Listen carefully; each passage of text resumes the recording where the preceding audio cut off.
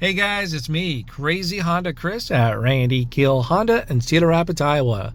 In this video, I'm going to show you how to disable your data sharing. Now keep in mind, once we disable that, certain features and functions on your Honda Link app will be no longer available, okay? Now if you want to know exactly what's available for your current year, model, and trim, you can go to HondaLink.com. You can put your year, your model, your trim in. You can see exactly what's available from that point for your current vehicle, or maybe as you're shopping. It could be a nice little tool to be aware of, okay? Now we're going to focus on the touch screen here. We're going to go to the second page. You're going to see general settings. We're going to select that. Then we have system settings or system. Then we'll go down to data sharing. You simply click the on button. Now you have an option between on and off. It's that quick and easy.